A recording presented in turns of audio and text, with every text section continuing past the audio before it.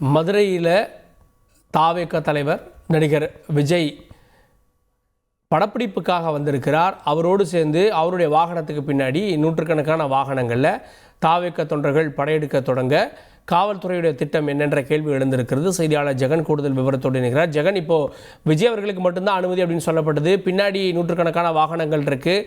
அந்த வாகனங்கள் தொடர்ந்து போகுமா? விவரங்கள் என்ன? நாம் கூறியது போல இந்த விமான நிலையத்தை சூழ்ந்து ஒரு 500க்கும் மேற்பட்ட கார்கள் இந்த பகுதியில் இருக்கிறது. குறிப்பாக விஜய் அவர்களுடைய அந்த வாகனமானது விரைந்து செல்ல வேண்டும் என்றால் பின்னே தொடர்ந்து வரக்கூடிய வாகனங்களை கட்டுப்படுத்தினால் மட்டுமே அந்த வாகனங்கள் விரைந்து செல்லும் மற்றும் பொதுமக்களுக்கும் இடையூறு இல்லாமல் இருக்கும் என்ற காரணத்தை கருதி தற்போது காவல்துறையினர் ஆங்காங்கே பகுதிகளில் வாகனங்களை, அதாவது பின்தொடர்ந்து வரும் வாகனங்களை நிறுத்தி அவர்கள் அனுமதிக்கின்றனர். அதனால் தாவேக தலைவருடைய விஜயுடைய வாகனங்கள் முன்னே வேகமாக செல்லக்கூடிய காட்சிகள் பார்க்க முடிகிறது.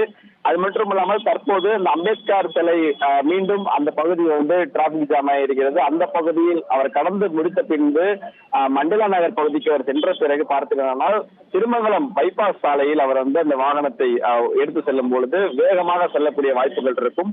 மண்டல நகரை கடந்து செல்லும் வரை இந்த வாகனங்கள் பின்தொடர்வதை காவல்துறையினால் கட்டுப்படுத்த முடியாது. ஏனென்றால் இந்த பகுதி முழுவதும் தற்போது காவல்துறையினருக்கு கஷ்டமாக இருந்தாலும் கூட வாகனங்கள் பின்தொடர்ந்து விட்டதால் அவர்களால் ஈஸியாக இந்த டிராபிக் கிளியர் செய்ய முடியாத சூழ்நிலை இருக்கிறது.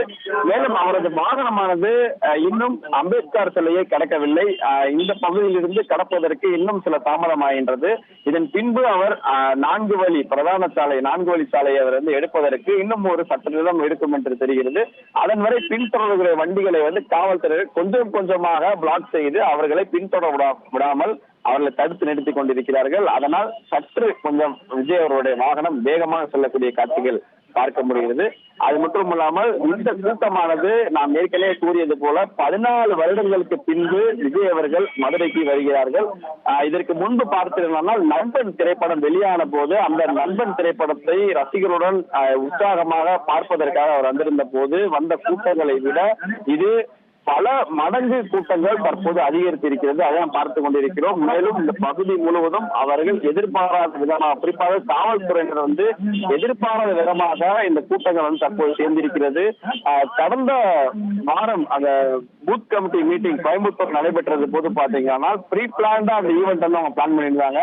அந்த ஈவெண்ட்டை பிளான் பண்ணியிருந்த போதும் விஜய் இங்க வருகிறார் என்று அந்த ஊரில் இருக்கக்கூடிய பகுதியில் இருக்கக்கூடிய அனைத்து மக்களுக்கும் தெரிந்த பின்பும் பார்த்தீங்கன்னா அந்த பகுதியில் அவ்வளவு கூட்டங்கள் காணப்பட்டது. அங்கு விமான நிலையத்திலிருந்து அவர் அருகே இருக்கக்கூடிய அந்த மண்டபத்திற்கு அவர் இருக்கக்கூடிய அந்த ஹோட்டலுக்கு செல்லக்கூடிய நேரம் பார்த்தீங்கன்னா அதிகமான நேரங்கள் எடுத்தது. ஆனால் இன்று விஜய் வரக்கூடிய இந்த நிலையானது எந்த ஒரு அரசியல் கட்சி ப்ரோக்ராமுக்கும் அவர் வரல. அவர் தனிப்பட்ட முறையில ஒரு சினிமா ஷூட்டிங்காக அவர் வராரு. எந்த மக்களுக்கும் எந்த அறிவிப்பும் இல்லாத சொன்னாலும் எப்படி இவ்வளவு கூட்டங்கள் வந்தது என்ற கேள்வி தற்போது காவல்துறை எழுந்திருக்கிறது. உங்கள் தந்தி ஒன் தொலைக்காட்சியில் தெனாலிராமன் தினமும் மாலை 6 மணிக்கு காண தவறாதீர்கள்.